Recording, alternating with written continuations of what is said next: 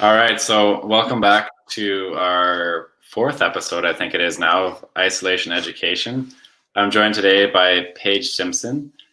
She has a lot of experience doing content and all sorts of online stuff, and she'll be really good today teaching us students with no jobs today how to create a bit of your own work experience. So welcome, Paige. We're excited to have you. Thanks, Josh. Yeah, I feel like it's a weird time right now. We're in the midst of a global pandemic, and even though, I haven't been out of school for that long, I definitely didn't have to deal with a global pandemic. So I'm going to try my best to give tips that you guys can use right now because things are weird. Yeah, and I'm just going to be talking about how you guys can kind of create your own work experience when there's not many summer jobs or bursaries available. Yeah, it's definitely very timely content. So we'll get your slides up here, Paige, and I'll let you get started. Cool. Okay, I'm gonna make this full screen if I can. Did that work? No, it didn't. It's fine. We're just gonna leave it like that. Yeah, that's good. Yeah, okay. So the title, how to create your own work experience. But first, let's talk about me. My name's Paige. You can find me on social media at Paige Simpson YEG or Paige Simpson YEG. And I am a social media strategist in Edmonton. So I've worked at two pretty big agencies in the past. Loved it. They were amazing. And now I'm kind of just focusing on some freelance stuff right now and having that new experience. So yeah, I guess in the little write-up I read on social, Josh basically said that I landed my dream job from kind of making my own work experience, and that's totally true. So I'm kind of just gonna go through that today with you guys. Yeah, okay, let's get started. So I'm definitely not going to take the whole half an hour today, but I'll try to give you as many tips as I can. Super excited to be here and talk to you guys. I actually graduated around this time last year, which is crazy to think about. So yeah. So the first thing that I kind of wanted to talk about is taking online courses. I actually wrote a really good blog post on the ZGM blog where I used to work about all the different courses you can take that are free right now during COVID. So make sure to check that out after this live stream. But basically a lot of like marketing websites will have these free courses that you can take. Usually they're in the form of content offers. So you'll have to put in like an email address or something like that to get it. But what you really want is the content anyway.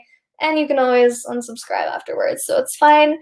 So I recommend taking as many courses as you can. A lot of the time you can take the courses, but you won't be able to take the like certification unless you pay for it. But honestly, I don't really think the certifications are needed all the time. So literally just type into Google free marketing courses or free social media course or free branding course, whatever you're interested in, and there will be something. On the screen here, I've listed just a couple that I really like and think are great and that I've taken in the past. So HubSpot is one of my favorites. They have some amazing certification programs. I've been certified in a lot of them, but again, you don't need to be certified to get the course materials and learn from the course. So these are like video courses. They walk you through everything, and then you get like a PDF of all the slides afterwards. So it's really great content to have, even if you just download the slides and read them later. WordStream has a really good one on pay-per-click marketing, if that's something that you want to do. Coursera has great ones on content marketing. Again, Facebook Blueprint, like great for all digital marketing on Facebook. And then if you're willing to take the time, getting your Google Ads certification is great too. And if you want any recommendations on like specific courses that I've taken, feel free to like DM me on like Instagram or LinkedIn or wherever, and I can give you some ones that I really enjoyed. Okay. Second is to reach out to nonprofit organizations. So when I was in my second year of university, I actually got an internship with a local nonprofit organization called Brain Care Center. They're a really small organization that help give free resources to people who have sustained brain injuries. So really cool organization, amazing people to work with, because it felt like you were making a difference in your local community every single day. But these people need a lot of help. And usually they need a lot of help in their marketing efforts. So when I worked at Brain Care Center, my boss was the volunteer coordinator, the events coordinator, and the marketing coordinator. So she wore a lot of hats. And she didn't always have time to like update their newsletter or their social media or write blog posts or edit their website, little things that they couldn't do. So they brought me on and they paid me in a bursary from the government to help them out. Obviously, this wasn't a lot of money, and you're probably not going to get a lot of money from working with nonprofit organizations. But at the end of the day, it's work experience and you're making a difference in your community. And that's really all that matters. So like it says on the slide, you can help them write blog posts, help with social media. I know a lot of nonprofits need help with that and they just don't have time to do it. If you look at a nonprofit's website and notice that it needs a little bit of updating, if you have experience in that, you could always reach out to them and ask if they might want some help.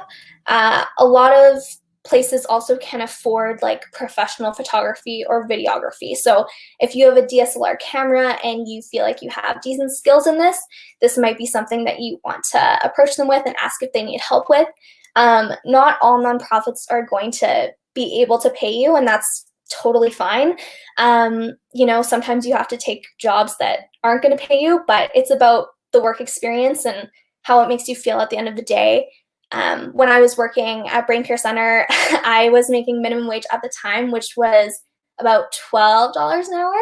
So definitely not a lot, but worth it in the long run because I got some amazing experience and got to work with those people. And all of the people at the organization are still professional contacts that I have to this day. So one way you can reach out to these organizations is through like LinkedIn, or if they have an email on their website, reach out that way. Even maybe just ask if you can set up a little like video interview or something, and just frame it in a way that you really want to help them out, because at the end of the day, that is what you want to do. You want to help these nonprofit organizations, help them grow, and at the same time get work experience for yourself. All right, moving on. So the third one is learn from a mentor. So I have been really lucky throughout my entire university experience and beyond to have had some amazing mentors that helped guide me and introduce me to people and gave me professional advice throughout that whole period. A lot of the time, I just reached out to these people or people in the industry that I admired and said, hey, would you mind sitting down for a coffee? Obviously, we can't sit down together for a real coffee right now, but you can always ask to set up a phone call or like a virtual coffee date with them, and just kind of talk to them and get to know them, tell them about your goals and your aspirations. Obviously, this isn't about asking them for everything all at once, but just getting those relationships is going to really help you while you're still in university. Okay. The next one, joining an industry association. So I know a lot of you guys are probably already part of ACE, which is the Advertising Club of Edmonton. I'm part of ACE. I know a lot of agencies in the city. All of their employees are part of ACE. It's an amazing organization. There's also IABC Edmonton. So this is the International Association of Business Communicators. So this is more if you want to go that comms route rather than marketing route. And then there's also CPRS Edmonton. So this is the Canadian Public Relations Society of Edmonton. This is, again, if you're more interested in that like PR route. And then there's also Digital Alberta, which spans all of Alberta, which is great if you want to meet new people from like Calgary or Banff or anywhere in Alberta. So what's really great about these industry associations is that when you're a part of them as a student, your fees or your dues are so much smaller than if you were to sign up as not a student. So I think for IABC Edmonton, I think I paid like $50 a year or something as a student, and that increases exponentially when you're not a student anymore. So it's great to take advantage of becoming a part of these associations while you're still a student and absorbing all the knowledge that they provide. A lot of the times they'll host like webinars on a specific topic. They usually have job lines, so each of them will have like job board postings for that industry that you guys will get first, which is really great as students if you're looking for jobs or internships. And then a lot of the time they'll bring in like professional speakers in the industry to speak on like panel events and things like that. So if you're a member, you get free or discounted access to these events, which is really cool. So definitely something to think about if you're still a student and you're wanting to meet new people or network with new people and learn a bit during your time in school. So the last one is to create your own content. Basically, the reason why I got my job at Calder Bateman right out of school is because I had a blog and a social media presence, and they saw that I could do the job that they were hiring me for. And that's a huge thing. So when you're right out of school, employers are going to want to see samples of your work. They're going to want to know if you can do the job that they're hiring you for. And making sure you have that content ready to show them is really important. So whether you're starting a blog and you're showcasing your writing through that, or you are really working on your social media presence, or you're showcasing your skills through like a portfolio online or something like that, this is going to be really beneficial for you. It's how I got my first job out of school, and it's how I got my job at Calder Bateman, and then that amalgamated into ZGM. So I got to work for 2 amazing advertising agencies because I had already started this online presence. When I started my blog, I actually wrote a piece about what industry professionals would what advice industry professionals would give to students. And I reached out to a bunch of industry professionals that I loved, and they all responded. They said, "This is great, this is a good idea." They sent me their responses, and then I put it all in a blog. And that was another way I could make those industry connections before I was even out of school. So I had their email and they knew who I was, and that's a huge thing. So yeah, I think that's all I have. I know there's probably going to be some questions, but yeah, Yeah, awesome. Thank you for presenting that, Paige. That was great. I'm just going to wait for questions to come in, but I also have some questions of my own. Cool. So the first one is, you mentioned learning from mentors. I think that's a really great idea and opportunity for students to reach out to those mentors that they admire. And I'm wondering for you, I don't know if you'll be able to remember like specific examples, but is there anything that you can think of that are like concrete lessons that your mentors taught you while you're going through school?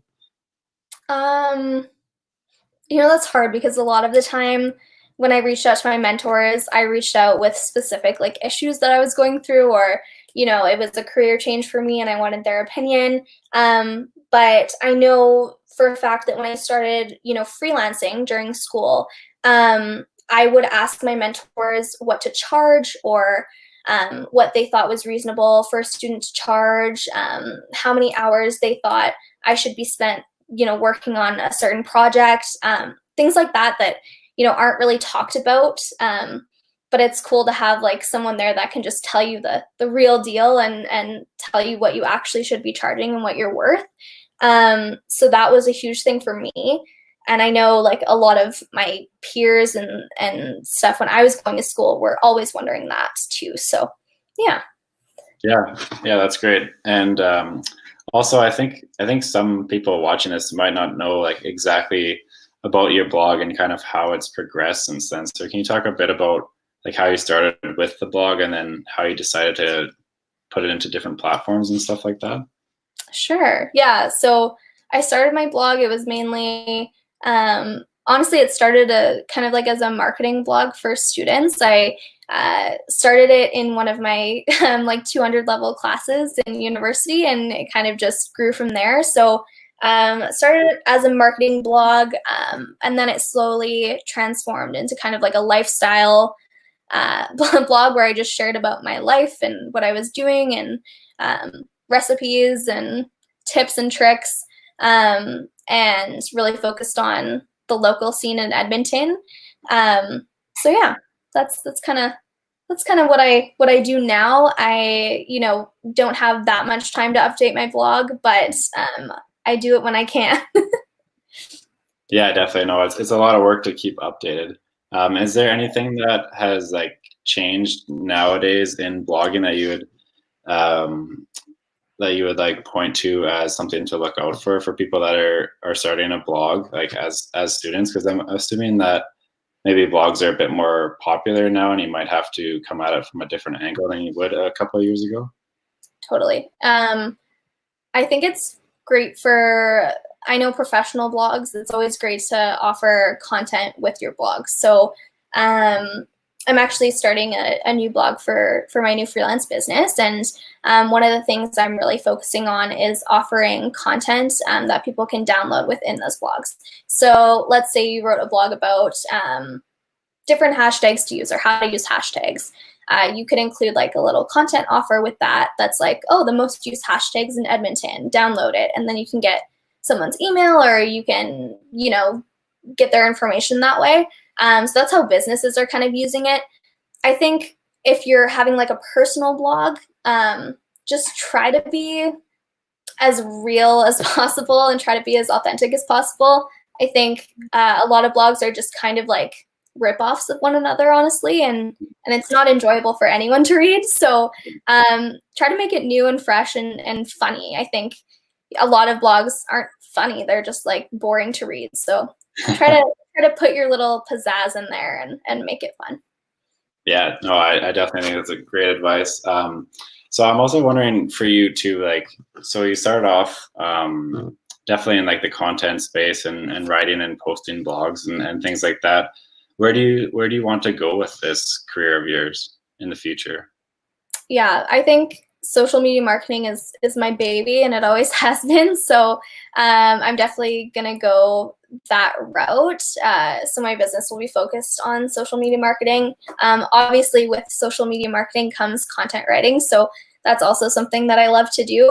But yeah, I think I'm just gonna figure it out as I go and see where it takes me and see what brings me joy, as Marie Kondo would say. Well, that's great. Yeah, we don't have any questions, but I'll leave That's the okay. links to everything you mentioned, and then yeah, and we'll share that content, and this has been great for students. So thanks a lot for coming on, Paige. Yeah, thanks for having me, Josh. And you guys can always contact me on LinkedIn or Instagram or whatever, if you have any other questions after this is over. Cool. Okay. Awesome. Thank you, Paige. See you. Thanks. Bye.